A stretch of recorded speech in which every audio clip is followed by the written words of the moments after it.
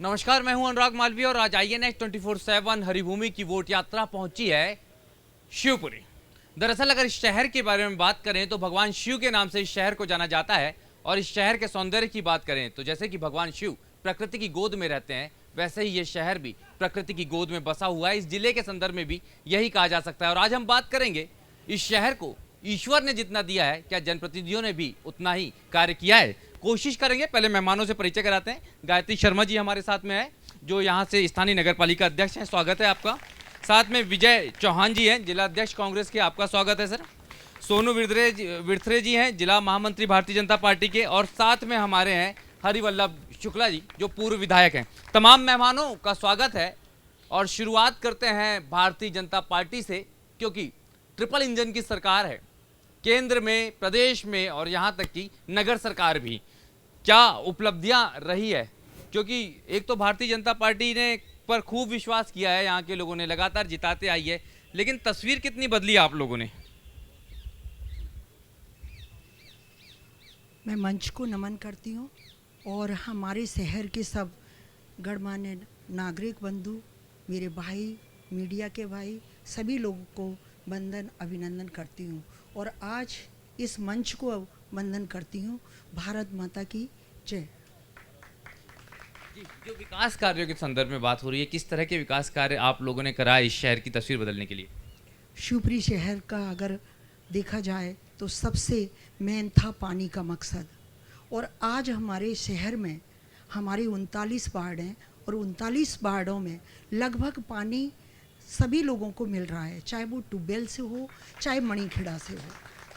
ये जो जल आवर्धन योजना यहाँ लाई गई, खूब बड़ी बड़ी बातें की गई, लेकिन सुना है कि अक्सर पाइपलाइन टूट जाती है या पानी के वितरण का जैसा दावा है पहला जो भाजपा का, कितना आप मानते हैं कि सही है? सत्यता कितनी है? कितना जल आपूर्ति बेहतर तरीके से हो पा रही है?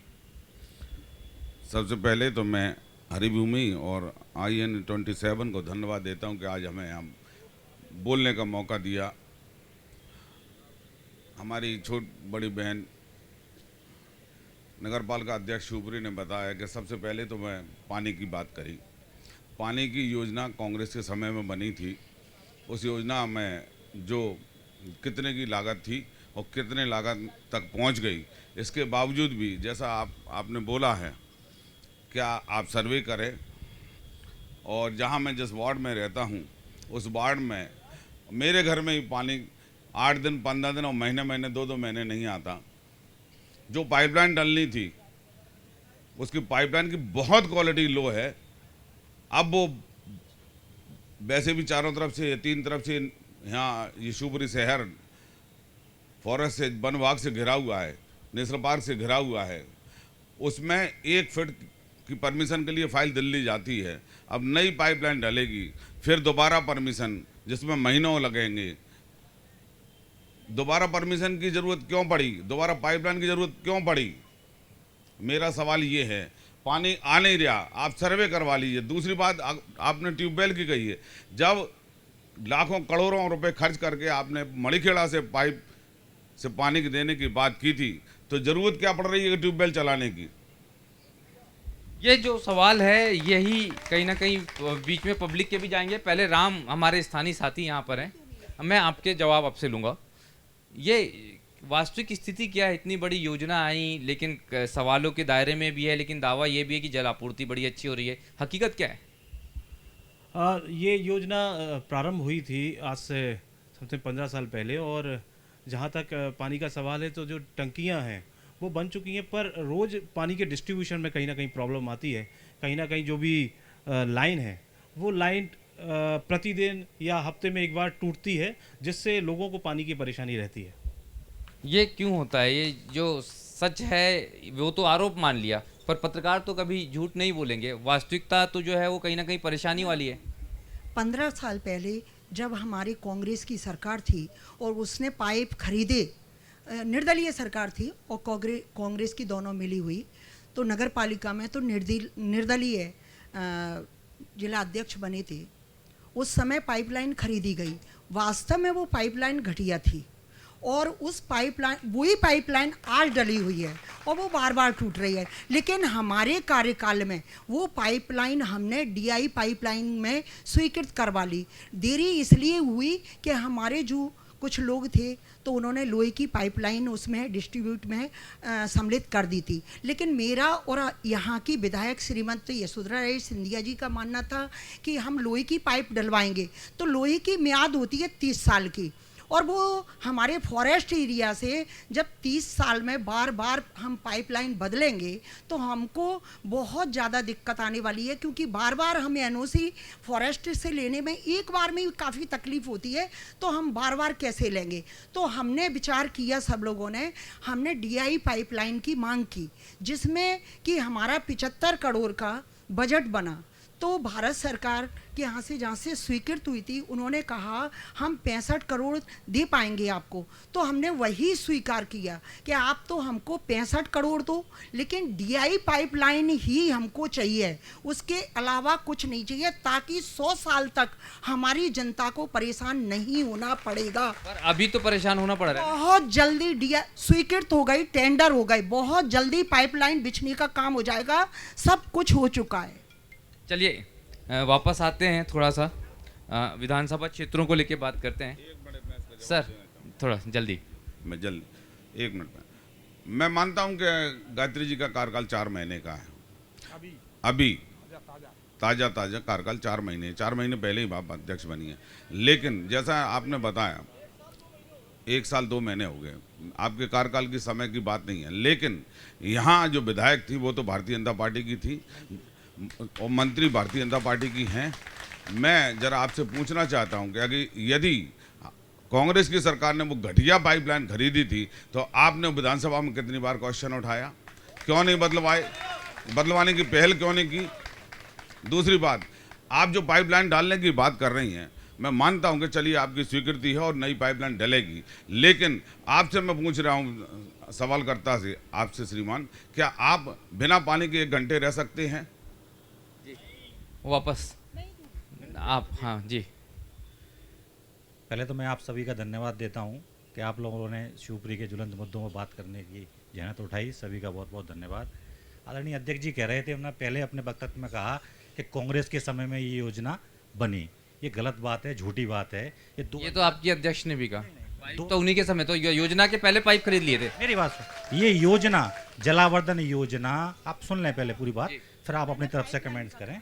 जलावर्धन योजना 2007 में जब उपचुनाव शिवपुरी में विधानसभा का था, उस समय माननीय मुख्यमंत्री जी और आदरणीय शुक्ला जी भी उस समय भारतीय जनता पार्टी में थे। ये भी साक्षी हैं कि भूमि पूजन लोकसभा चुनाव लड़े कमल के फूल पर, ये भूमि पूजन उस समय माननीय मुख्यमंत्री ने किया। तो ये बात गलत है कि कांग्रेस के समय चालू हुई। दूसरी बात, बहन जी ने भी कहा उस समय निर्दलीय नगर पालिका अध्यक्ष थे, वो अब कांग्रेस कार्यकर्ता हैं, उस समय भी कांग्रेस के थे। उसके बाद इनके पहले 5 साल कांग्रेस को नगर पालिका जनता ने दी। इनने क्या किया ये बताएं उस 5 सालों में? उसके बावजूद शहर में आज आदरणीय अध्यक्ष जी कह रहे हैं कि मेरे घर पानी नहीं आ रहा। उनके वार्ड से भारी बहुमत से हमारी नगर पालिका अध्यक्ष हैं, पार्षद का चुनाव जीती हैं। यदि पानी नहीं आ रहा होता तो उनको वोट नहीं मिलता। ये बड़े लोग हैं, ये बड़े कार्यकर्ता हैं, इनके पिता मंत्री रहे मध्य प्रदेश शासन में। इनको जलावर्धन की पानी की आवश्यकता नहीं है। इनके यहाँ ट्यूबवेल और 4-4 बोर लगे हुए हैं, तो इनको ध्यान भी नहीं है कि जनता का क्या हो रहा है। सर जी सर, इसी विषय पर मैं बोलना चाहता हूँ कि गायत्री जी का कार्यकाल 1 साल का ही है लगभग, लेकिन पिछले 2-3 चुनाव से लगातार 10-15 वर्ष से यहाँ की विधायक कौन है, मंत्री कौन है, नगर पालिका चाहे कांग्रेस की रही हो, चाहे बीजेपी की रही हो, चाहे अध्यक्ष निर्दलीय रहा हो, कंट्रोल किसका था? कांग्रेस के अध्यक्ष को नगर पालिका को जेल किसने भेजा था? तो ये सारा का सारा कंट्रोल तो यशोधरा राजे सिंधिया जी का रहा है। तो ये फेलियरनेस किसकी है? आखिर वो हमारी जनप्रतिनिधि है, विधायक है यहाँ की, मंत्री है यहाँ की, पालक मंत्री भी रही हैं वो। तो इन सब चीज़ों को किसके ऊपर आप डालोगे? अब दाएं बाएं ना बात करते हुए किसी न किसी को जवाबदारी तो लेनी पड़ेगी। और ये फेलियरनेस मैं कहना चाहता हूँ यशोधरा राजे सिंधिया जी की। पानी के मुद्दे पे बहुत सारी बात हुई है असल में, लेकिन तमाम दावे जो हैं वो मंच की तरफ से आए हैं। यहाँ पूछ लेते सर, ये खाली बोतल पानी के लिए बैठे हैं आप, क्या घर में भी बर्तन वर्तन खाली रहते हैं, भरे रहते हैं? पर्याप्त पानी है। मैं वार्ड क्रमांक 8 से पार्षद हूँ और मेरे वार्ड में बीजेपी से? बीजेपी से मेरे वार्ड में भरपूर पानी है। हकीकत यही है कि ये योजना जब स्वीकृत हुई तब इनके जो डीआरपी चेंज हुई पाइपलाइन की, आज दिनांक तक उस पर कोई कार्रवाई नहीं हुई ठेकेदार पर, और उसने इतना घटिया पाइप इस शहर में डाला। और उस समय जब बताया गया था, उस समय भी मैं पार्षद था 2007 में, कार्रवाई की मांग नहीं की तब भी मांग की और आज भी मांग कर रहे हैं हम। ये उसी समय की ये योजना है जो फेलुअर योजना रही थी, जिसको पाइपलाइन बदलने के लिए हमने बार बार निवेदन किया, और उस समय कहा गया कि वाटर प्रूफ और फायर प्रूफ है, लेकिन ना तो वाटर प्रूफ है और ना फायर प्रूफ पाइप थे। इस कारण से हमें आज ये दिक्कतों का सामना करना पड़ रहा है। धन्यवाद। पानी कैसा आ रहा है सर शहर में? पानी की जो स्थिति है वो अभी माननीय जनप्रतिनिधियों ने बताई है, लेकिन ये तय बात है कि जो भी व्यवस्था है उस व्यवस्था से इस शहर में पानी को लेकर लोग परेशान तो हैं।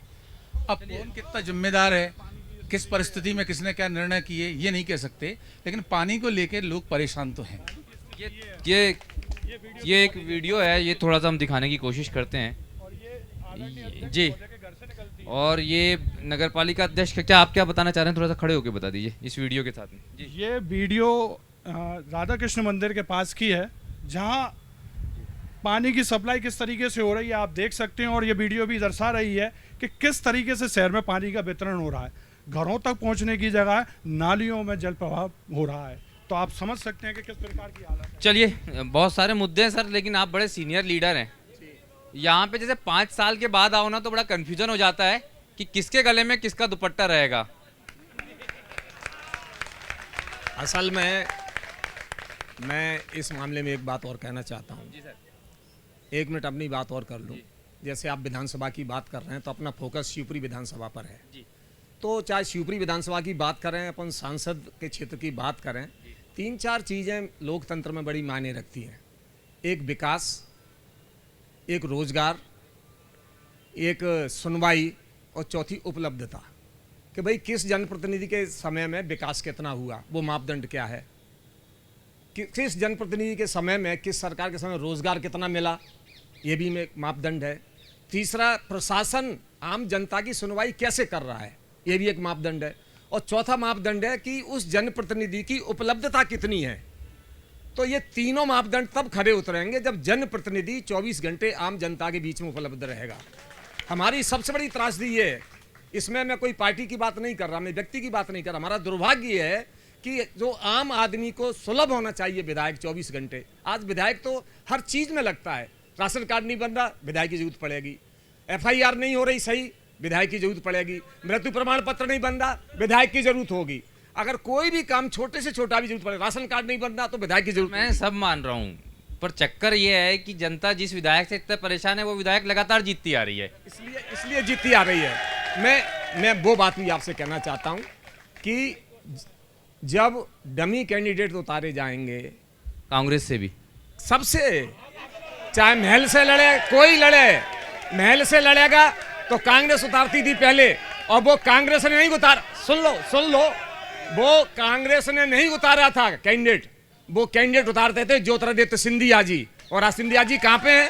कांग्रेस का कैंडिडेट मिला ही नहीं। कांग्रेस का कैंडिडेट हरिवल्लभ शुक्ल लड़ा था 98 में, पहली बार जब लड़ी थी यशोधरा जी, कितनी लीड रही थी वहां पे। तो जब सही कैंडिडेट आएगा तो जनता वोट देगी, गुलामों को जनता वोट नहीं देती है। 1 मिनट सर, ये आप खूब ताली बजा रहे थे जब दुपट्टे इधर उधर की बात हुई, पार्टियां से इधर उधर बदलने की बात हुई। क्योंकि हम पूरे जिले की बात कर रहे हैं, यहाँ की बात नहीं कर रहे हैं। कोलारस से आजकल गाड़ियां खूब पहुंच रही है प्रदेश कांग्रेस कार्यालय। एक भी भारतीय जनता पार्टी और जनसंघ के समय का कार्यकर्ता सिंधिया जी के समय का जा सकता है? मेरा उत्तर सुन लें, आपने प्रश्न पूछा है। एक भी भारतीय जनता पार्टी और जनसंघ के समय के कार्यकर्ता ने कभी अपना दुपट्टा नहीं बदला। जो आए थे, जिनके साथ उनको यदि माहौल ठीक नहीं लगा, उनको ऐसा लग रहा है कि यहाँ सुनवाई नहीं है। देखो, हमारा कार्यकर्ता जनसेवा के लिए है, ना थाने कचहरी और कलेक्ट्रेट की दलाली के लिए। जिनको दलाली करना थी, जिनको थाने कचहरी से काम कराना थे, उनके नहीं हुए, वे चले गए। हम देश सेवा की और देश भावना को लेकर काम करते हैं। जनप्रतिनिधि कोई भी हो, हमारी सरकार ये मंच पर और मंच के सामने लोग बैठे हैं, ये वो कार्यकर्ता हैं इनमें से ज्यादा तो श्रीमती यशोधरा राजे चुनाव लड़ती हैं तो रात में 12 बजे से 4 बजे तक इनकी लाइन लगती है मिलने वालों की, इसलिए वो 30,000 वोटों से जीतती हैं। हमारा कार्यकर्ता भी ताकत लगाता है, ये भी सब सहयोग करते हैं, आने वाले चुनाव में भी ये करने वाले हैं। एक दो लोगों को छोड़ दो कोई बात नहीं है। और मैं दूसरी बात आपसे ये कहना चाहता हूं कि विकास लगातार हो रहा है। देश की आज़ादी को 75 वर्ष हो गए, इन 75 वर्षों में से ज़्यादातर समय कांग्रेस की सरकारों ने देश में और प्रदेश में काम किया। पिछले 20 वर्षों को मैं मध्य प्रदेश में शिवराज सिंह चौहान जी के नेतृत्व में सरकार चल रही है। 15-14 महीने छोड़ दो कमलनाथ जी के, वो इनकी लड़ाई में टूट के भाग गए। 15-14 महीना छोड़ दो और देश में ये 5 काम, 5 निशानी जमीन पर अपनी सरकार के केंद्र में गांधी परिवार को 47 साल दिए। सर मैं पूछूंगा मैं बिल्कुल मैं पूछूंगा वो भी पूछ लूंगा। मैं सर ये पूछ रहा था, वो आपने बता दिया कि जो पुराने भाजपाई थे वो नहीं गए। ये जो पुराने भाजपाई और नए भाजपाई में आपने जिनको क्लासिफाइड किया, ये सब जो है सब ज्योतिरादित्य सिंधिया जी के साथ भाजपा में आए थे। तो ये लोग जो हैं वो FIR करवाने, थाने भिजवाने, छुड़वाने का काम ये लोग करते हैं, आपका कहना है? मतलब सिंधिया जी के जो स्पेसिफिक समर्थक है वो सारा यही काम करते हैं। श्रीमंत ज्योतिरादित्य सिंधिया जी के साथ एक विधानसभा से 20-20, 25-25 हजार कार्यकर्ता आए थे। ऐसा नहीं है, सब खराब नहीं है। उसमें से जो थे जिनका अपना ध्येय उसमें नहीं सदा, वे लोग चले गए। बाकी जो कार्यकर्ता हैं आत्मसात हैं, आज दुपट्टा डाल के बैठे हैं और पार्टी की बात कर रहे हैं। क्या सर आपने खराब लोगों को रख लिया क्या? बस अभी मेरे छोटे भाई ने कहा कि जो जनसंघ के टाइम के ओरिजिनल जो बीजेपी के लोग थे वो टूट के, एक भी बता दें, दीपक जोशी कांग्रेस के थे क्या? कैलाश जोशी माननीय संत मुख्यमंत्री का बेटा दीपक जोशी जो मंत्री था वो तो RSS का जनसंघ का प्योर था, वो कैसे चले गए? दूसरी बात, मेरे छोटे भाई ने एक बात और कही कि भाई जो कांग्रेसी लोग हैं वो दलाली करते थे, और दूसरी बात कि जो यशोधरा जी को जिताते हैं कांग्रेसी। तो मैं यही तो कह रहा हूं कि कांग्रेसियों की वजह से वो जीतती थी, मतलब वो कांग्रेसी तो चले गए। अब असली कांग्रेसी जो बचे हैं तो पता चले गए यशोधरा जी को। दलाली का नहीं कहा, मैंने कहा जिनको ये जी करना था। जी मैंने सबकी नहीं कहा, मैं माफी चाहता हूं, मेरे अग्रज हैं। मैंने ये कहा कि जिनको ये करना था वो चले गए, सबको नहीं कहा मैंने। कोई स्थानीय नेता हैं, जैन साहब हैं, अभी भारतीय जनता पार्टी से कांग्रेस में, पुराने भाजपाई थे या सिंधिया जी के साथ वाले? नहीं, पुराने भाजपाई हैं। जो जितेंद्र जैन गोटू साहब हैं वो पुराने भाजपाई थे। उनके भाई यहाँ से विधायक रहे कोलारस से। अभी तो वही तो मैं यही तो पूछ रहा हूँ सर, ये आप इनको जितेंद्र जैन जी को कौन सी श्रेणी में रखेंगे? कौन सी वाली श्रेणी में, पुराने भाजपाई, नए भाजपाई? देखो, जितेंद्र जी का परिवार, देवेंद्र जी हमारे साथ कार्यकर्ता हैं, वो बरसों से जुड़े हुए हैं। जितेंद्र जी भी जिला पंचायत अध्यक्ष रहे, लेकिन मूलतः व्यवसायी हैं। वो मूलतः व्यवसायी हैं, व्यवसाय का काम देखते थे वो। हो सकता है उनका कोई व्यवसाय के इतने ही सदे हो तो चले गए, लेकिन देवेंद्र जैन और देवेंद्र जैन का पूरा परिवार कल भी भारतीय जनता पार्टी में था और आज भी भारतीय जनता पार्टी में। सर ये जो व्यवसायी बताया ना, व्यवसायी बड़ा समझदार होता है, वो देख लेता है भविष्य में सरकार किसकी बन रही है, उस हिसाब से चलता है वो। हमने न सरकारों के लिए अपने आप में जो चूल्हा डाला है। हम जब 2 और 3 सांसद हुआ करते थे, जब से यात्रा प्रारंभ की है आज 303 सांसद देश में हैं, जिनके 450 हुआ करते थे, वे आज 40 लेके भी लोकसभा में विपक्ष का नेता नहीं बना पा रहे। तो हमने सरकारों के लिए ये अपना देह नहीं बनाया, हमने राष्ट्र सेवा और देश सेवा के लिए काम करने वाले कार्यकर्ता हैं। ये पर्यटन के लिए इस क्षेत्र को जाना जाता है, क्या स्थिति है? कितना पर्यटक आ रहा है, कितनी सुविधाएं हैं?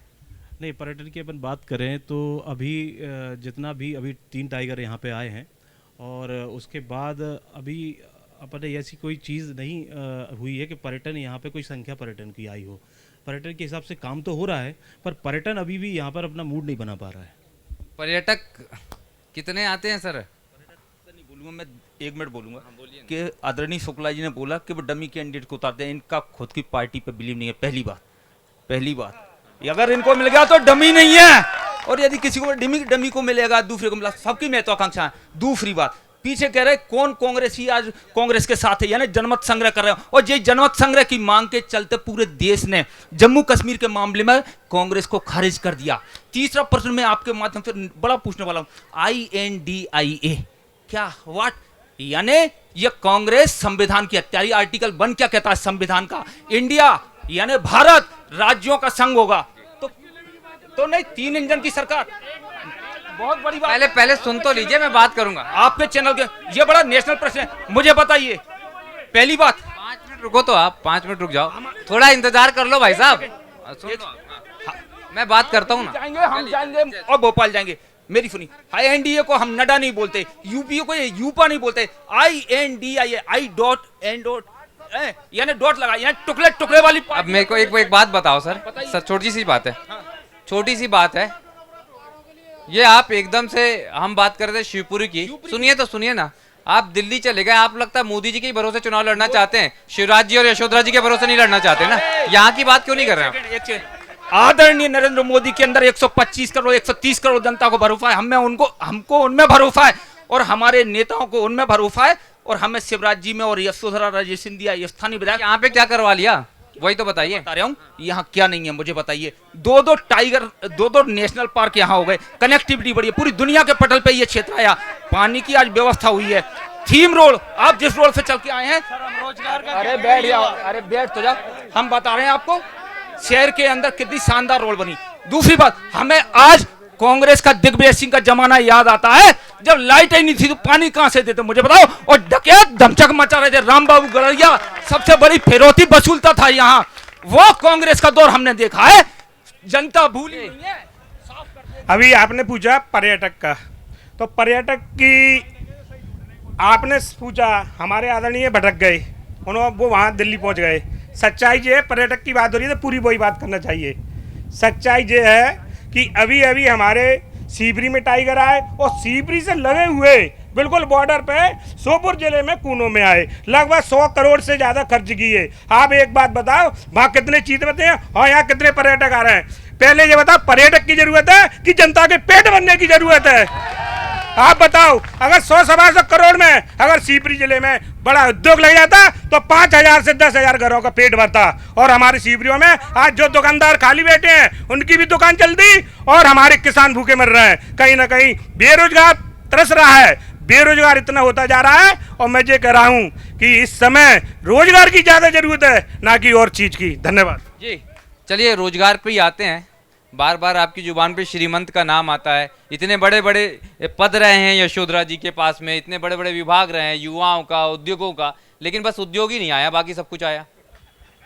बिल्कुल, मेरे भाई ने जो कहा है, आज आप ये देखिए कि हमारे चारों तरफ हमारी जो भूमि है वो कृषक भूमि है, और यहाँ सबसे ज़्यादा खेती करने वाले लोग निवास करते हैं, और उनके लिए सबसे पहले पानी और बिजली की ज़रूरत पड़ती है, क्योंकि हमारे 1/3 बहुमत के लोग खेती करते हैं। अगर उनको सही समय पे बिजली नहीं मिलेगी, सही समय पे बीज खाद नहीं मिलेगा, सही समय पे पानी नहीं मिलेगा, तो वो अपना अनाज कैसे उत्पन्न करेंगे?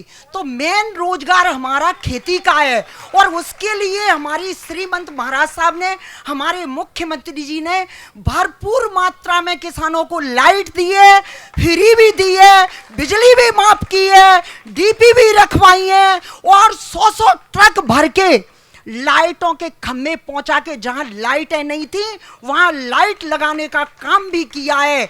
और निरंतर किसानों के साथ हमारे मुख्यमंत्री जी, हमारी यशोधरा सिंधिया जी जुड़ी रहती हैं। और बात उद्योग की आती है तो आज हमारे क्षेत्र में छोटे छोटे लघु उद्योग तमाम है। हमारी जो महिलाएं समूह से जुड़ी हैं वो समूह में काम कर रही हैं। छोटे छोटे लोगों को हाथ ठेला, आप वो कमलनाथ जी बैंड बाजे की ट्रेनिंग देते तो गुस्सा होते हो, आप लोग ठेले की बात करते हो। कल ये छोड़िए, मुझे ये बताइए, 1/3 किसान है यहाँ पे, अच्छी किसानी होनी चाहिए।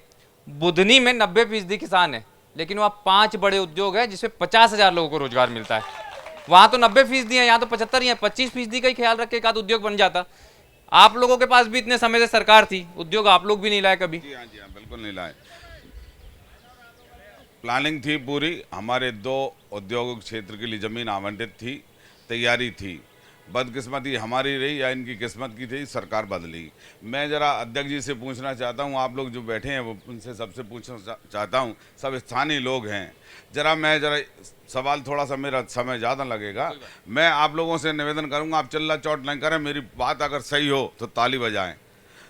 देख, शिवपुरी शहर में आपने बताया कि कृषि आधारित, इसी शिवपुरी शहर को मैंने 15 साल 20 साल पहले मैंने देखा है। यहाँ तमाम तरह के छोटे छोटे वर्कशॉप थे, कृषि यंत्र बनते थे, तमाम सारी एजेंसियाँ थी, कृषि से संबंधित औजार मिलते थे, मशीनें मिलती थी, पूरा जिला यहाँ आता था।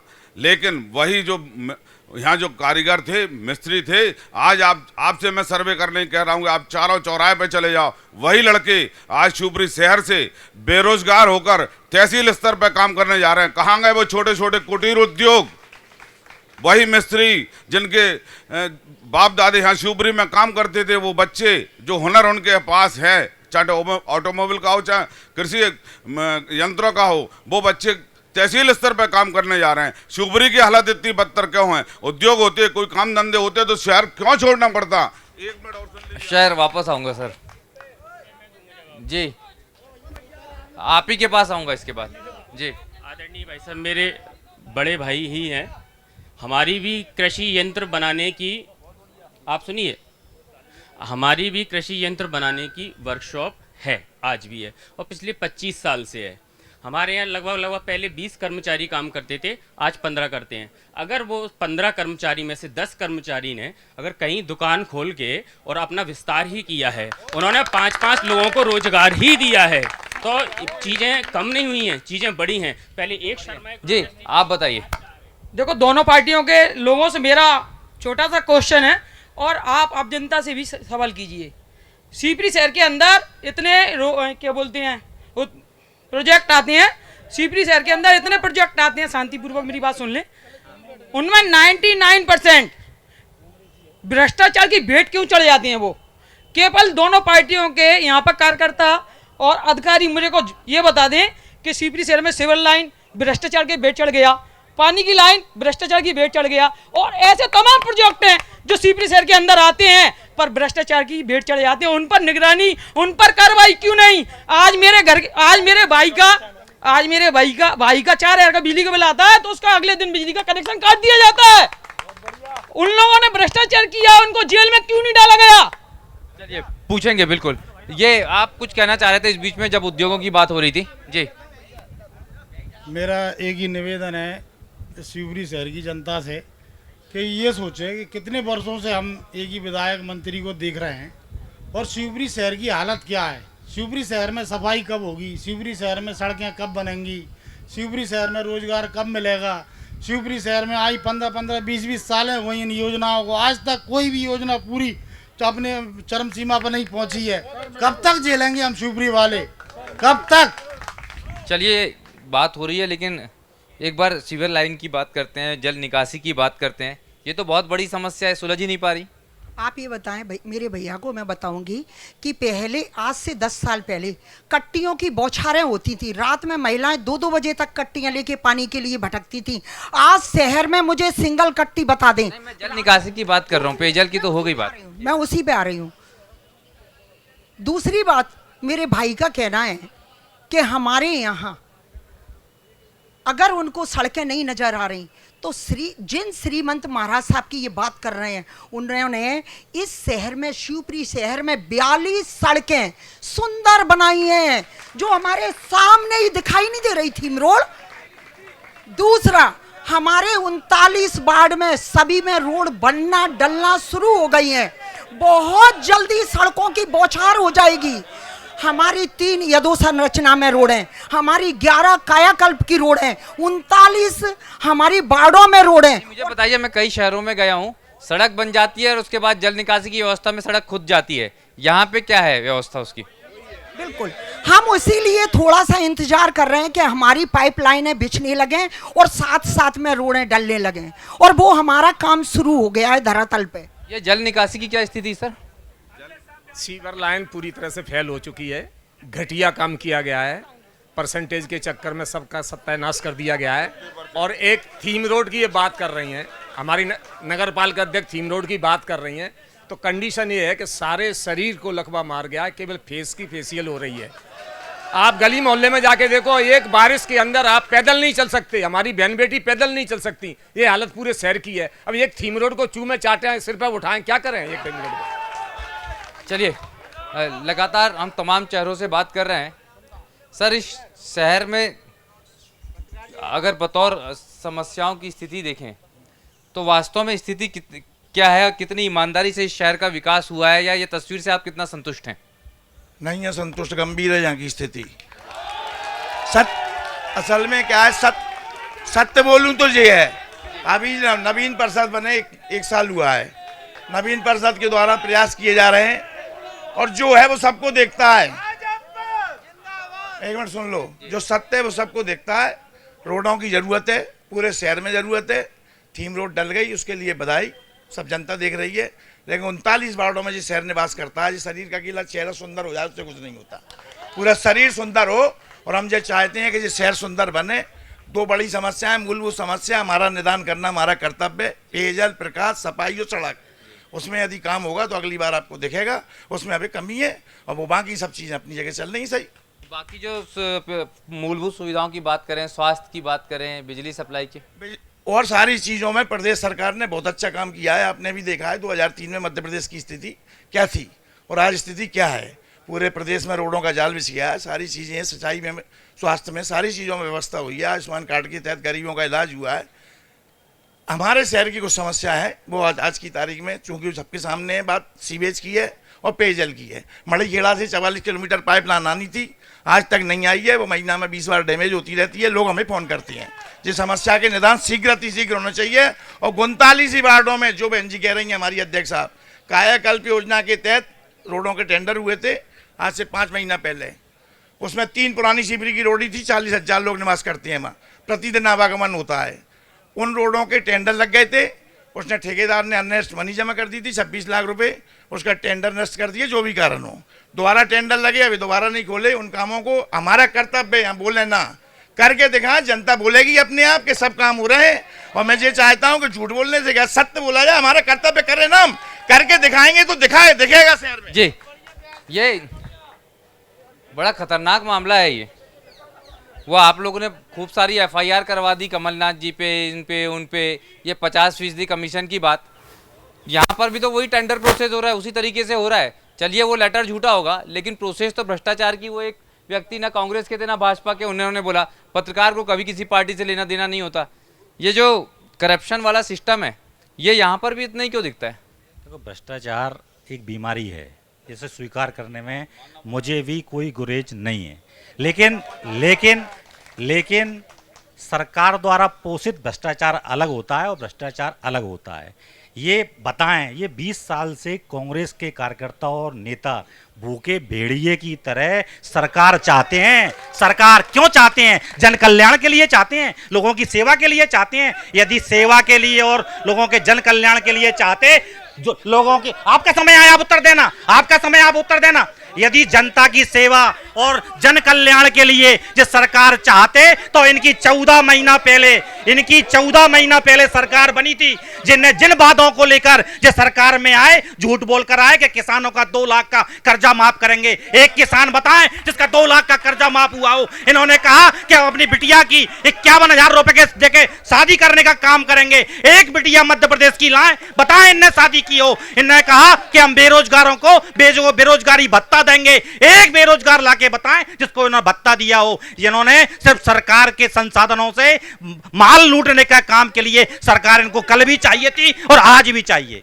जी, किसानों के कर्ज माफी की बात कर रहे हैं, मैं स्वयं गवाह हूं। करेरा के वो बड़ा सा मंच पे भैया ज्योतिरादित्य सिंधिया ने मेरे सामने, आंख के सामने अपने हाथों से कर्ज मुक्ति के प्रमाण पत्र दिए। हजारों किसान लाभान्वित हुए इसी शहर के। मैंने उत्तर दिया, एक किसान जिसका 2 लाख का कर्जा माफ इन्होंने किया। वैसे सुनिए, 2 लाख रुपए तक का कर्जा माफ की बात हुई थी, बिल्कुल कर रहे थे। पहले दिन शुरुआत कर दी थी जब कमलनाथ जी पहले दिन मुख्यमंत्री जगत का कारोबार संभाला था। 1 लाख रुपए की सुने 50,000 और 1 लाख रुपए तक के किसानों के कर्जे माफ हुए। अगले चरण में 2 लाख के भी कर्जे माफ होते। चलिए फटाफट पूछते हैं जी। हाँ, श्रीमान, आपने डिबेट रखी है यहाँ, मैं कई डिबेटें देखता हूँ। उस डिबेट में क्या होता है कि 2 पाले खींच दी जाती है, एक तरफ बीजेपी और एक तरफ कांग्रेस, और उन्हीं लोगों से आप सवाल करते हैं। आपको यहाँ पर डिबेट में आपने कितने सामाजिक संगठन के लोगों को बुलाया, कितनी आम जनता को बुलाया? तो मेरा रब आपसे प्रश्न केवल एक क्वेश्चन मेरा। अब मैं बात आता हूँ, दो बातें सिर्फ करूंगा यहाँ पर। एक बात आप कर रहे थे कि ये दुपट्टे क्यों चेंज हो रहे हैं, उस बात पे मैं एक आम कार्यकर्ता हूँ, एक आम आदमी हूँ, और मैं किसी पार्टी में कभी कोई पद पर नहीं रहा। ये बीजेपी वाले और कांग्रेस वाले सब बैठे हैं, बता दें अगर मैं कभी किसी पद पे कोई पार्टी में रहा हूँ, ठीक है? मैं अपनी बात ही कर रहा हूँ भैया, अपनी बात ही कर रहा हूँ। पार्टी जैसे कि एक मीनार होती है और नींव के पत्थरों पर वो मीनार टिकी होती है, जब वो नींव के पत्थर हिलने लगते हैं तो मीनार गिर जाया करती है। बीजेपी जो अपने मूल सिद्धांत हुआ करते थे भाजपा के, मैं एक स्वयंसेवक हूँ संघ का, मेरे पिताजी भी संघ के स्वयंसेवक रहे, मैं लाइन पे आ रहा हूँ। बीजेपी की जो मूल धारा विचारधारा हुआ करती, कहीं ना कहीं उसमें जो है भटकाव आ रहा है। उसका आप जो दुपट्टे बदलने वाली बात कर रहे हो, दुपट्टे इसलिए बदलने की नौबत आ रही है, वो दायित्व बनता है सीट नेतृत्व को। जिले के मुखिया कौन होता है? जिले का, नगर का विधायक और सांसद और इसका मंत्री, उसकी जिम्मेदारी है कि वो नगर मंडल के अध्यक्ष को, जिला अध्यक्ष को, शहर अध्यक्ष को देखे, उनकी कार्यप्रणाली को देखे कि हमारा कार्यकर्ता क्यों टूट कर जा रहा है और उसमें सुधार करे। नंबर दूसरी आई विकास की, तो यहां पर विकास की बात जनता चाहती है। मूल जनता जो मूलभूत आवश्यकता होती है जनता की, बिजली, पानी, सड़क, स्वास्थ्य और शिक्षा, इसके अलावा उसको कोई मतलब नहीं होता। एक कार्यकर्ता जो होता है नींव का पत्थर, वो यहाँ नहीं दिख रहा होगा, वो पोलिंग पे बैठता है, कैंपेन करता है, झंडा लेकर चलता है, बैनर पोस्टर लगवाता है, उसकी सिर्फ चुनाव में जरूरत पड़ती है, इसके बाद उसकी कोई पूछ परख नहीं होती। इसलिए कार्यकर्ता टूट रहा है, चाहे वो किसी पार्टी का हो। मैं किसी पार्टी की विशेष नहीं बोल रहा, न किसी के पर्सनल किसी पे आरोप लगा रहा हूँ, बात मैं कर रहा हूँ सिद्धांत की। देखो, दो बात होती हैं, असली बात जो होती है या तो परमात्मा जानता है, अपनी अंतरात्मा जानती है।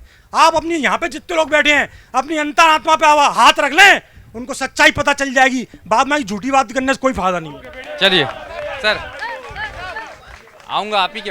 ये सवाल आप दोनों के लिए जो घर से आया है।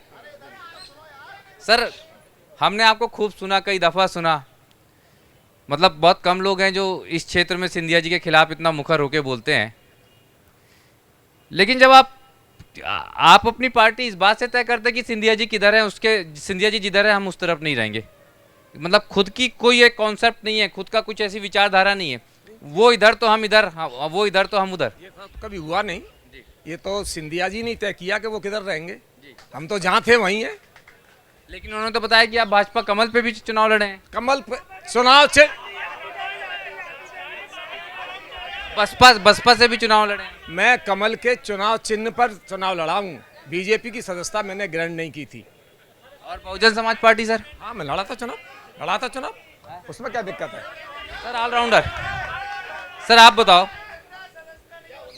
मतलब ये जितने संघ के लोग हैं, ये तो भारतीय जनता पार्टी के ही लोग होते हैं, इतने दुखी हैं सर, इतने दुखी हैं, वो हाथ उठा के बिल्कुल पूरे सीना तान के कह रहे हैं कि पुराने भाजपाइयों की हालत खराब है। आप तो उन्हीं का वास्ता दे रहे थे कि वो पार्टी छोड़ के नहीं जा रहे हैं, लेकिन वही तो पार्टी छोड़ के जा रहे हैं। वो जो आपका संघ, जो आपकी जीत की बुनियाद होता है, यहाँ पे जितने लोगों से बात करेंगे संघ के सब दुखी हैं। और ये दुखी किससे हैं? ये वर्तमान भारतीय जनता पार्टी के नेतृत्व से दुखी हैं या फिर महाराज के आने से? तो संघ हमारी मातृ संस्था है और उनके हर कार्यकर्ता का मैं शरण बंदन करता हूँ, नमन करता हूँ, वंदन करता हूँ। उनका अपना कष्ट था, उनका कष्ट हाँ नहीं सर है, हाँ है। उन्होंने कहा सबके सामने, मुझे स्वीकार करने में कोई दिक्कत नहीं, उस पर हम छोटे कार्यकर्ता हैं, वो हमसे वरिष्ठ हैं, उन्होंने कोई दिशा दी है, उस पर हम काम करेंगे। लेकिन हम विचार से भटके नहीं।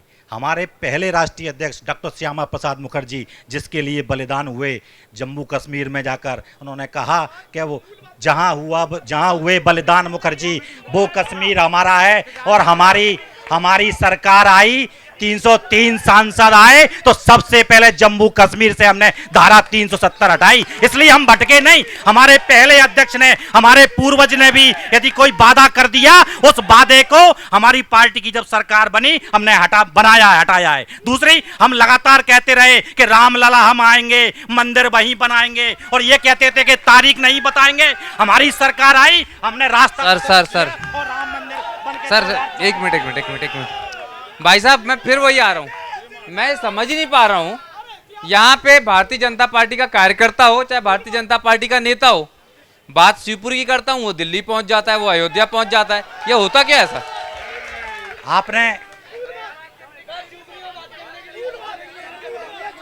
आपने बात स्वयंसेवक संघ के कार्यकर्ता की मैंने वो बात रखी। आप शिवपुरी के बारे में कोई प्रश्न करेंगे, आप बहन जी नगर पालिका अध्यक्ष से कर रहे हैं, वो उत्तर दे रही हैं, आप मुझसे करेंगे, मैं उसका उत्तर दूंगा। जी हाँ जी। देखिए, चूंकि ये गोष्ठी, ये डिबेट शिवपुरी विधानसभा के लिए हो रही है, मैं शिवपुरी की बात करूंगा। आपने नगर पालिका की अध्यक्ष बहन गायत्री शर्मा जी से एक प्रश्न किया था कि 17 साल से लगभग यशोधरा राजे सिंधिया जी, एक मिनट सुन लें मुकेश भाई 1 मिनट सुन लें। 17 सालों से 15 सालों से 17 सालों से यशोधरा राजे सिंधिया जी यहाँ की विधायक हैं, लगातार चुनती आ रही है। 98 से 1-2 बार माखन लाल जी को छोड़ना वो अलग बात है, वीरेंद्र अगवन जी 1.5 वर्ष के लिए बने थे वो अलग बात है, नहीं तो इस शिवपुरी का प्रतिनिधित्व यशोधरा जी कर रही है। आपने सवाल पूछा गायत्री शर्मा जी से, फिर उद्योग क्यों नहीं लगे शिवपुरी में, और आपके सवाल पर गायत्री शर्मा जी की चुप्पी हो गई। मैं बताता हूं, शिवपुरी का दुर्भाग्य, ये बहुत बड़ा अफसोस का विषय है कि हमारे यहाँ की विधायक के लिए मैं कहना चाहता हूं, ऊंची दुकान फीका पकवान। जैसे कबीर जी का एक दोहा है कि बड़ा हुआ सो क्या हुआ जैसे पेड़ खजूर। मैं शिवपुरी के विधायक के संदर्भ में इस दोहे को पुनः दोहराता हूं कि बड़ा हुआ सो क्या हुआ जैसे पेड़ खजूर, बड़ा हुआ सो क्या हुआ जैसे श्रीमंत हजूर, और जनता के काम नहीं, रहती हैं अति दूर, रहती हैं अति दूर, रोज रोज दिल्ली कैसे जाएं, और इससे तो अच्छा हम अपना स्थानीय विधायक बनाएं। जी जी, बैठिए आप लोग, मैं आऊंगा आपके पास, आगे कोई नहीं आएगा ना। पहले देखिए, आगे कोई नहीं आएगा, जिससे भी बात करनी है मैं लगातार करूंगा। बिल्कुल, हाँ बैठिए, चलिए बैठिए, बिल्कुल। ये बिल्कुल 1 मिनट, ठीक है ना भाई साहब, मैं वो सवाल का ले लेता हूँ, उसी सवाल को लेता हूँ। भाई साहब 2 चीजें हैं यशोधरा जी के संदर्भ में, मतलब कांग्रेस के जिला अध्यक्ष को भी मैं देख रहा हूँ, वो भी वही स्टाइल में है, सर बुरा मत मानिएगा, काला चश्मा और छांव, धूप पसंद नहीं आती नेताओं को। अभी आप लोग हैं, लेकिन आपके विधायक, आपकी मंत्री जो हैं, वो कितने बार लोगों के बीच में आती है, जनता से कितने बार बात करती है, समस्या यहाँ पर आती है। मैं एक सीधी सी बात आपसे करना चाहता हूँ कि पूरे साल भर बच्चा पढ़ाई करता है, वो पेपर देता है, रिजल्ट आता है, तो पास करने वाले की पूछ होती है कि जो फेल हो गया 3-4 नंबर पर जा रहा है बाकी होगी। हर 5 साल में वो अपने वोट प्रतिशतों अधिक वोट लेके जीत रही हैं। ये सबसे बड़ा इस बात का, उनकी लोकप्रियता का और उनके काम का प्रमाण पत्र शिवपुरी विधानसभा की जनता देती रही है। इनको नहीं मिला तो अंगूर खट्टे हैं। दूसरा एक विषय आलोक भाई साहब ने उठाया, वो उनका बहुत सब देख रहे हैं, मेरे को बात जवाब तो दे दो। तो उन्होंने प्रश्न उठाया, वो हृदय से कवि हैं, तो कविताओं में अपनी बात कहते हैं, वो बहुत अच्छी भी लगती है, लेकिन वो सत्य है कि नहीं है इसकी जांच करने की आवश्यकता है। उन्होंने कहा उद्योग की बात बड़े लंबे समय से हो रही है। आदरणीय भाई साहब ने भी बात कही, विजय भाई साहब ने भी बात की, ये बात सत्य भी है कि शिवपुरी में उद्योग कोई बड़ा नहीं लग पाया, ये मैं भी स्वीकार करता हूँ, वो सब स्वीकार कर रहे हैं, सब कर ही रहे हैं ये बात। लेकिन उसके पीछे एक बड़ा कारण है, इस क्षेत्र में नेशनल पार्क डेवलप हो गया जब हमारी जन्म नहीं हुआ उसके पहले से, तो वो सीमा शहर से बहुत नज़दीक है, इसलिए वो उद्योग डेवलप हमारे क्षेत्र में बड़े, जो प्रदूषण को नुकसान पहुंचाएं उसकी दृष्टि से नहीं हो पाए। लेकिन उसके बावजूद भी छोटे छोटे लघु उद्योग यहाँ क्षेत्र में, फ्रूट अपना प्रोसेसिंग पार्क जहाँ लगा है, और छोटे छोटे कार्यक्रम जहाँ छोटे छोटे समूह बना के लोगों को रोजगार देने के लिए लगातार काम कर रहा है। चाहे शिक्षा के क्षेत्र में हो, चाहे स्वास्थ्य के क्षेत्र में हो, आज लगातार यहाँ पॉलिटेक्निक कॉलेज, इंजीनियरिंग कॉलेज, और आज शिक्षा के क्षेत्र में मेडिकल कॉलेज जैसी सुविधा आज शिवपुरी जैसे छोटे शहर में है। ये सब क्षेत्रीय विधायक और मध्य प्रदेश शासन के प्रयासों से संभव है, इसको स्वीकार करना चाहिए। जी 1 मिनट, महिलाओं के लिए रोजगार की स्थिति क्या है? सर, यहाँ महिलाओं के लिए रोजगार की स्थिति तो बहुत दूर है, कहाँ तक सोचें। पर मैं इन भैया की बात का एक जवाब देना चाहती हूँ। अभी थोड़ी देर पहले आरएसएस के जो संघ के भाई थे, उन्होंने 5 मूलभूत सुविधाएं बताई थी कि रोजगार, शिक्षा, स्वास्थ्य, पानी और बिजली। पर मैं आज ये वाली बात कहना चाहती हूँ कि जो उन्होंने बात उठाई है यही सही बात है, लेकिन ये गलतफहमी में ना रहें हमारी विधायक साहिबा कि उनका इस जगह पर राज है। आकर वो जनता के बीच में आए और देखें यहाँ पर सिर पे घोटालों का राज है, और वो घोटाले क्या हैं आप जानते हैं ना। प्रॉपर स्वास्थ्य मिल रहा है, आज आप देख रहे हैं आयुष्मान कार्ड का कितना बड़ा घोटाला, 50% कमीशन का घोटाला, पटवारी का घोटाला, महिलाओं के साथ असुरक्षा हो रही है। आप ये बताइए सिर्फ एक रोड लोगों की जिंदगी चला सकती है क्या? आज आदरणीय दीदी ने बोला कि सभी जानते हैं इस बात को कि रोडें बन रही हैं, बिल्कुल सही कहा और हम मानते हैं, स्वीकार करते हैं, बहुत बड़ी बड़ी रोडें बनी, 3 रोड बनी। क्या उन्होंने बताया कि उसमें बड़े बड़े स्विमिंग पूल भी बन रहे हैं, उसमें इतने बड़े बड़े गड्ढे हो रहे हैं जिसमें आए दिन हादसे होते रहते हैं? मैं आपको बस यही कहना चाहती हूँ, अगर शिवपुरी का विकास चाहिए। जी भाई साहब, ये जो कह रहे हैं ना कि महाराज साहब कोई काम नहीं करती, उनको कोरोना काल में पूछिए ना, वो कांग्रेस को देखती है ना किसी को देखती है, आम जनता से पूछिए उन्होंने कितना काम किया है, पूरा विकास से भरा हुआ शहर। आप जनता का, मैं नहीं कह रहा, उनका वोट बैंक था दलितों का, मुसलमानों का, वो लोग भी कहते हैं, उनकी तारीफ करते हैं। हाँ, जनता देख लीजिए कार्यक्रम में कितनी इकट्ठी होती है। थोड़ा पीछे जाऊंगा, थोड़ा पीछे आते हैं जरा, थोड़ा भाजपा कांग्रेस छोड़ते हैं। भैया कौन सी पार्टी से हो? मैं स्टूडेंट हूँ। अच्छा, आप बताओ शहर के हालात क्या हैं? सबसे पहले मैं आपको बताना चाहता हूँ, यहाँ सतनवाड़ा पे इंजीनियरिंग कॉलेज खुला है, यहाँ पे सेंटर ऑफ एक्सीलेंस और पावर इंजीनियरिंग के लिए पूरे इंडिया के 4थे नंबर का कॉलेज है जो शिवपुरी में मिला है, जो कोई नहीं कर पाया नंबर 1।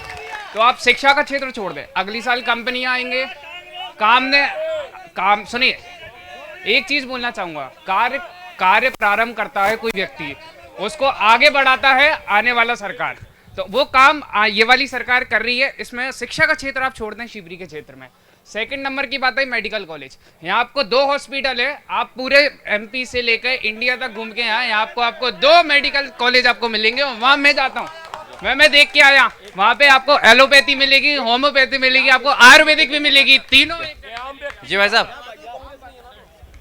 क्या हाल है शहर के? शहर के हालात अच्छे हैं। शहर में देखा जाए सड़क भी है, बिजली भी है, पानी भी है और पूरा शहर अच्छा है इस हिसाब से। जी बॉस, देखिए, जैसा कि मेरे भाई लोग कांग्रेस वाले और अन्य लोग बात कर रहे हैं, शहर में विकास नहीं हो रहा है और रोजगार की बात नहीं हो रही। मैं आपको रोजगार के बारे में बता दूं, यहाँ शिक्षा का हब है, बड़ी बड़ी कोचिंग है, पूरे मध्य प्रदेश से यहाँ बच्चे तैयारी करने आते हैं। वर्तमान में अभी 200 से 250 बच्चे स्टेनो में लगे हैं। प्रत्येक जो गवर्नमेंट की जॉब निकलती है उसमें 30% से ज्यादा शिवपुरी के बच्चे सिलेक्ट होते हैं। इससे बड़ी बात क्या होगी। और शिवपुरी के बारे में और बात बता दूं। जी जी चलिए जी हाँ, जे भूखे भेड़िए के वाली बात कही थी आदरणीय भैया जी ने, भूखे भेड़िए की मैं पहचान बता दूं, 15 महीने में कंठ सूख गए और पैसे बांट के विधायकों को खरीदने लगे। भेड़िए जे हैं, रुको, भेड़िए जे हैं, बिकाऊ जे हैं। दूसरा, यदि जी अपने आप को इतना जनसेवी और इतना महत्वाकांक्षी बताते हैं तो अपने 25 साल पहले की अपनी प्रॉपर्टी बता दें और आज की प्रॉपर्टी बता दें, नंगे हो जाएंगे।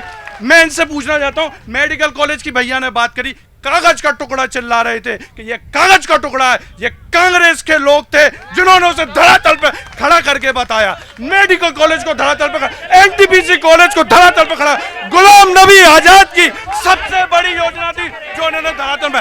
ये झूठ के बहुत बड़े पुलंदे हैं, इनसे झूठ बहुत अच्छी तरीके से बुलवाया जा सकता है। ये केवल झूठ बोल सकते हैं, झूठ बोलने के अलावा इनके पास कुछ भी नहीं है और ये झूठ के अलावा कुछ नहीं बोल पाएंगे। जी हाँ सर, जैसा कि गायत्री दीदी ने बताया कि 10 साल में आपको रोड नहीं दिखी, थीम रोड, क्या विकास की ये स्पीड है? पिछले 10 साल से राज्यसभा में यहाँ की विधायक है यशोधरा सिंधिया जी, और उन्होंने स्पीड देखी है। आप इन्हीं के विधायक ने गौशाला की वीडियो डाली, क्या स्थिति है जिस गाय के नाम पे अभी सोनू भाई राजनीति कर रहे हैं 370 पे।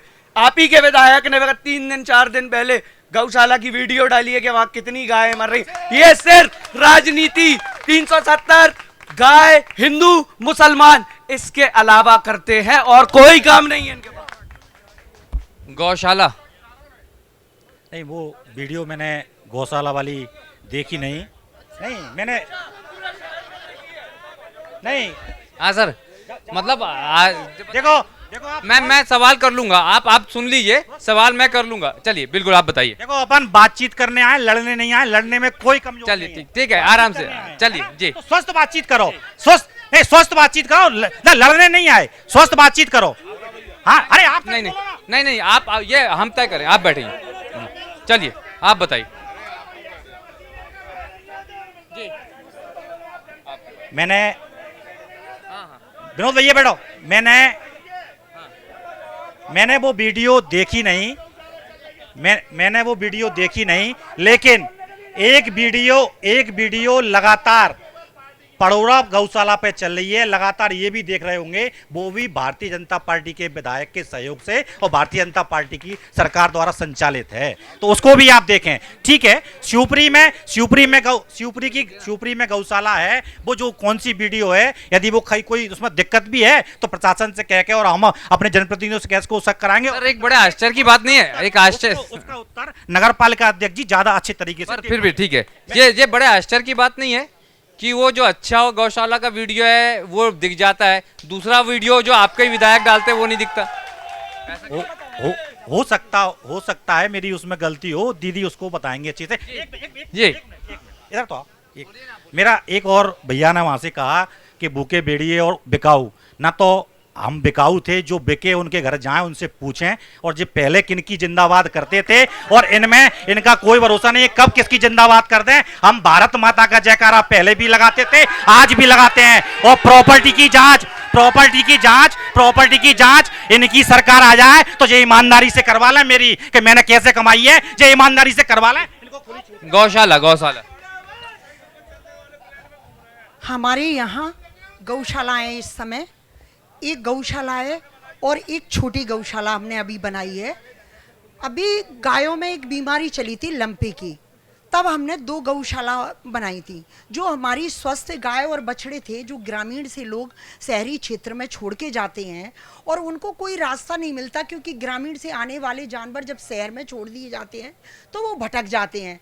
और शहर में जो पॉलीथीन का आजकल चल रहा है कि पॉलीथीन में उन्होंने सब्जी के छिकले भरे और फेंक दिए, तो गाय तो नहीं समझती, वो तो पॉलीथीन छिकलों के लालच में खा लेती है।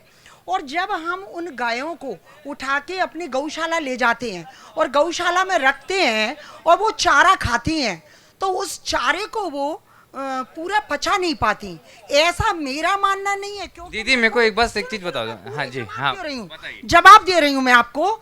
मेरा मानना ऐसा है, मैंने जब डॉक्टरों से पूछा कि ऐसा क्यों हुआ, तो डॉक्टरों ने बताया कि ये जो गाय पॉलीथीन खा के आती हैं और यहाँ आके भूसा खाती हैं तो वो हजम नहीं कर पाती और गैस बनती है, इस कारण से वो गाय ख़त्म हुई हैं। और उसमें एक गाय हमारी एक्सीडेंटल थी, जो हम कई दिनों से उसका उपचार कर रहे थे, वो ख़त्म हुई। फिर भी मुझे ऐसा लगा तो मैंने डॉक्टरों से कहा कि इसको सर्च करो, तो उन्होंने उनका पोस्टमार्टम किया और जब देखा तो एक गाय के पेट में 30 किलो पॉलीथीन और एक गाय के पेट में 16.5 किलो पॉलीथीन और एक बछड़े के पेट में 8.5 किलो पॉलीथीन। दीदी बस आपने बताया पॉलीथीन के कारण गायों की मौत हुई। ये दीदी जो शहर में सफाई का काम, पॉलीथीन के कचरे को हटाने का काम, ये किसका है? ये नगर पालिका का काम है और नगर पालिका अपना काम पूरी तरीके से कर रही है। गाय को पॉलीथीन कहाँ से मिल जाती है? नगर पालिका पूरी तरह से बैन लगाने के उसमें जुटी हुई है, जगह जगह छापा डाल रही है कि पतली पॉलीथीन जो बिक रही हैं वो किसी तरह से बंद हो, और जगह जगह हम लोग सफाई कर रहे हैं। आज सफाई मैं मानती हूँ महीना, हमारे यहाँ बारिश में पानी भरता था, लेकिन इस बार इतने अच्छे नाले साफ हुए कि पानी नहीं भरा। हमारे यहाँ चारों तरफ सफाई हो रही है, कहीं कचरा डंप नहीं मिलता। हमारी कच्ची रोडें हैं, उसके बाद भी सफाई हो रही है। अब एक दिन में स्वर्ग नहीं बनता मेरे भाइयों, आप थोड़ा सा तसल्ली तो करो, सारी चीजें आपके सामने आएंगी। और कचरा करने वाला कौन है? कचरा करने वाला हिंदू, मुस्लिम, सिख, ईसाई नहीं, हम सभी लोग भारतीय हैं। चलिए थोड़ा कार्यकर्ताओं के मन की बात कर लेते हैं। सर नहीं एक मिनट भाई साहब, एक चीज बताओ ना, आप कब से भाजपा में? भाजपा में सिंधिया जी के साथ आए हैं हम लोग। सिंधिया जी के साथ में जी। मतलब अभी नए आए हैं जी। और भाजपा में पुराना कौन है, कब से? सबसे संघ का मूल कार्यकर्ता वो भाजपा का। आप भी कब से हैं? मैं शुरू से ही बीजेपी में हूँ, जब से मुझे बताना, बड़ा ईमानदारी से बताना। लगे रहते हैं आप लोग, कैडर बेस्ड पार्टी, कार्यकर्ता आधारित पार्टी, कार्यकर्ताओं की सेवा, कार्यकर्ताओं को ही अधिकार मिलेगा, ये सब। ये शिवपुरी की जो भारतीय जनता पार्टी है, ये कभी सिंधिया परिवार से बाहर आ पाएगी? देखिए, इस प्रकार का आरोप लगाना ठीक नहीं है। ये लोकतंत्र है, यहाँ वास्तव में निष्पक्षता से पूरा काम होता है और वाकई में हम सब अपनी स्वतंत्रता के अनुसार ही वोटिंग करते हैं, सभी लोग, पूरी जनता। ये बिल्कुल आरोप लगाना पूरी तरह गलत है। आरोप तो राहुल गांधी के परिवार पर लगाई जहाँ बैठा है। जब 2003 में हम कहते थे ना, टूटी सड़कें बिजली गोल, दिग्गी तेरी खुल गई पोल। इनसे क्या पूछना, जो राहुल गांधी के परिवार के लोग हैं, इनसे पूछिए आप। भाई साहब एक मिनट जी, हाँ बताइए। शर्ट की वजह से आपको लग रहा होगा कि मैं कांग्रेसी आदमी नहीं, बशर्ते मैं वाइस प्रेसिडेंट हूँ जिला कांग्रेस कमेटी में। देखिए, मैं दो बातें आपसे साफ कर रहा हूँ आपसे। वो ये बात है कि आप शिवपुरी विधानसभा क्षेत्र की जो राजनीतिक स्थिति है वो जानने के लिए यहाँ पे आए, ठीक है ना। शिवपुरी विधानसभा क्षेत्र में 251 पूरे जिले की, सर जिले की। अच्छा, जिले की, लेकिन यहाँ नगर पालिका पे सेंट्रलाइज होकर रह गई। तो मैं आपसे गुजारिश करूंगा कि आप इसे थोड़ा विस्तार दें और गाँवों में जाएं। विस्तार में जाने की कोशिश कर रहा था मैं। वो जैसे उनसे पूछा मैंने कि उन्होंने बोला कि ठीक है वो गांधीवाद और ये सब गांधी परिवार। मुझे ये बताइए सर, आप लोग जीत क्यों नहीं पा रहे? हम लोग जीत क्यों नहीं पा रहे? आपको कैसे लगता है कि हम जीत नहीं रहे? शिवपुरी में देखिए, एक बात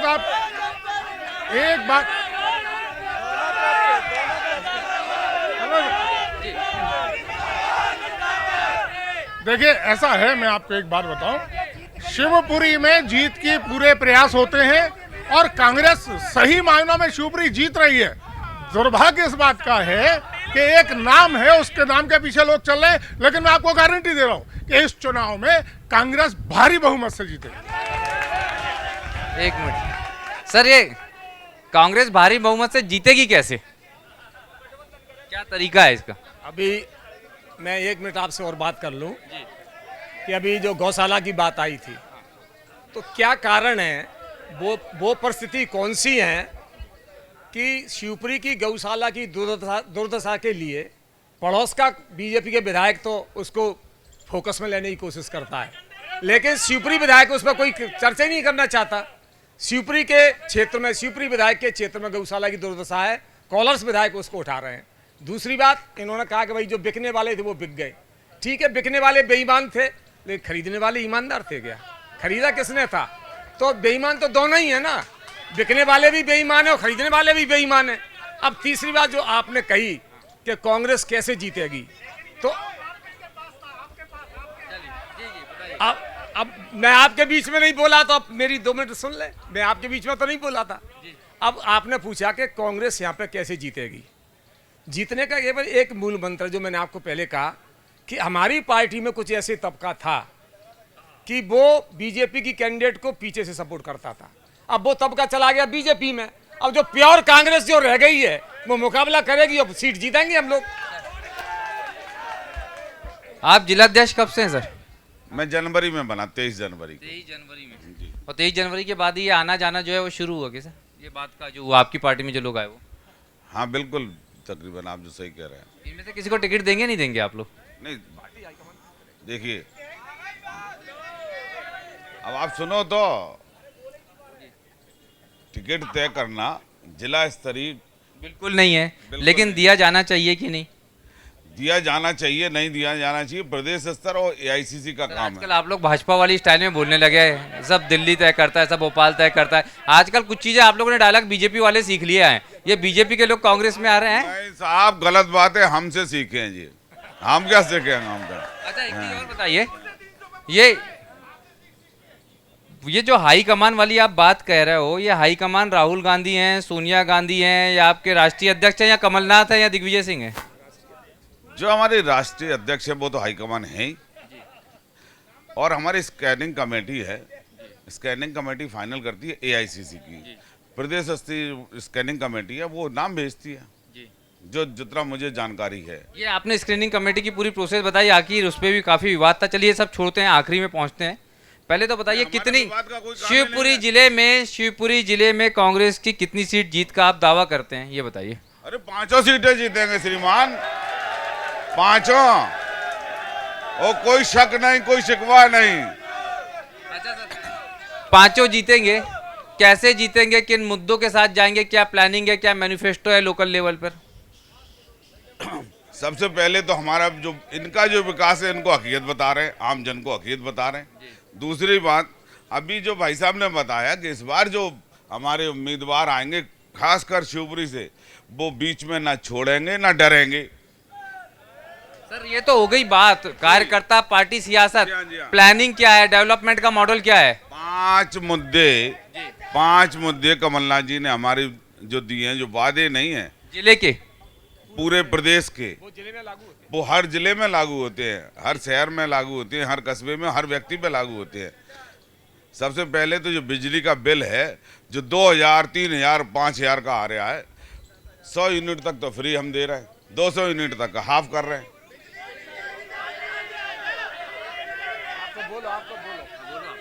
जी, दूसरा जो हमारा 500 का सिलेंडर का है, जो हो सकता है ये भी नकल कर रहे हैं, तो वो 500 रुपए का सिलेंडर हमने जो बोला वो करेंगे।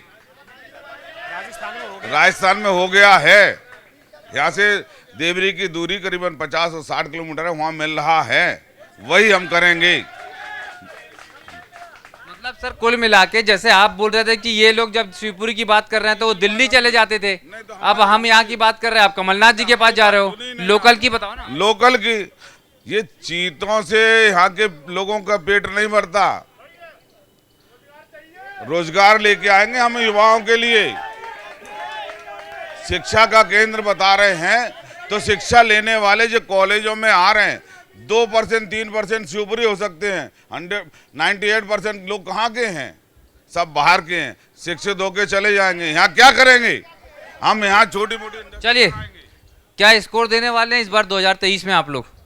मैं स्कोर भी बताऊंगा आपको, लेकिन मैं 2 बातों का उत्तर आदरणीय विजय भाई साहब, आदरणीय हरिवल्लभ जी का दूंगा। उन्होंने कहा कि वो लोग अब नहीं हैं जो बैकडोर से श्रीमती यशोधरा राजे जी से मिलने जाते थे। उन्होंने कहा, तो इन्हें स्वीकार किया ये बात कि लोग जाते थे। आगे भविष्य बताएगा कि जा रहे हैं कि नहीं जा रहे। दूसरी, हाँ भविष्य बताएगा, वही मैं कह रहा हूँ, भविष्य बताएगा कि जाएंगे कि नहीं जाएंगे। दूसरी बात आदरणीय विजय भाई साहब ने कहा कि फलाने मुद्दों को लेकर हम जा रहे हैं। ये सिर्फ और सिर्फ झूठ बोलने का काम कर रहे हैं। महाझूठों ने कहा झूठों से, महाझूठे कौन? कमलनाथ जी और दिग्विजय सिंह जी। महाझूठों ने कहा झूठों से कि अब सच बोलो, कांग्रेसी ऐलान हुआ है कि अब सच बोलो, पीसीसी में महफिल सजी है झूठों की और दरवाजे पे लिखा है अब सच बोलो। ये इनकी हालत है। दूसरी बात मैं कहना चाहता हूं, दावे से, मैं इस चुनाव के बाद भी आपसे, आप मुझसे मिलना, मैं कोई भविष्यवक्ता नहीं हूं, लेकिन मैं कह रहा हूं कि 2 कांग्रेस के विधायक इस शिवपुरी जिले में हैं, आदरणीय केपी सिंह जी और आदरणीय प्रयागीलाल जाटव जी। इन दोनों को छोड़ दो। ये 3 सीट पर भाजपा से जो कार्यकर्ता गए हैं वो उनको चुनाव लड़ाएंगे, इन पर चुनाव लड़ने का कार्यकर्ता नहीं है। मैं ये दावे के साथ आपसे कहता हूँ। चलिए, ये तो आपने बोल दिया, क्या परिणाम रहने वाले हैं? आपको क्या लगता है, क्या दावा आपका? जिस पार्टी पे अपना कार्यकर्ता चुनाव लाने की हैसियत में, अपने कार्यकर्ता को जिसने अपना जीवन पूरा कांग्रेस की बात करते हो यहाँ लड़ते निकाल दिया, वो अपने कार्यकर्ता पे भरोसा पार्टी नहीं कर रही, उस पर जनता भरोसा नहीं करेगी। तो सर इसका मतलब मैं ये मानूं कि लोकसभा चुनाव सिंधिया जी यहाँ से नहीं लड़ेंगे, आपका कहने का मतलब ये है ना? वो भी तो आए ना उधर से। हमारी पार्टी के लोकप्रिय सांसद केपी यादव जी यहाँ से सांसद हैं। ये पार्टी का पार्लियामेंट वोट तय करेगा, और ये मैं कहने वाला कोई नहीं कौन लड़ेगा। ज्योतिरादित्य सिंधिया जी भी इस क्षेत्र से चुनाव लड़ेंगे तो रिकॉर्ड तोड़ मतों से उनको जिताने का काम भाजपा का एक एक कार्यकर्ता करेगा। आखिरी कौन से 5 बड़े मुद्दे हैं, प्लानिंग है, लोकल मैनिफेस्टो है, जिसके भरोसे आप शिवपुरी की जनता, जिले को विश्वास दिला पाएंगे कि भाजपा यहाँ का विकास करेगी? फ्यूचर प्लानिंग क्या है? हम अपने काम के आधार पर जाएंगे, बातों के आधार पर नहीं, वादों के आधार पर नहीं। हमने जो इन 20 वर्षों में मध्य प्रदेश में और 9 वर्षों में नरेंद्र मोदी जी ने जो केंद्र में करके दिखाया है, एक भी परिवार, जितने ये दुपट्टा डाले कांग्रेसी भाई भी हों, भाजपा के भी हों, एक परिवार इनका ऐसा नहीं मिलेगा जो जिनके घर में एक योजना का कोई लाभार्थी ना हो। सबने भारतीय जनता पार्टी की सरकार से लाभ लेने का काम। चलिए, चाहे भारतीय जनता पार्टी की बात कर लें या कांग्रेस की बात करें, सबसे बड़ी बात तो यह है कि शिवपुरी के लिए कोई लोकल मॉडल यहां पर है नहीं कि शिवपुरी का भविष्य किस तरह का होना चाहिए।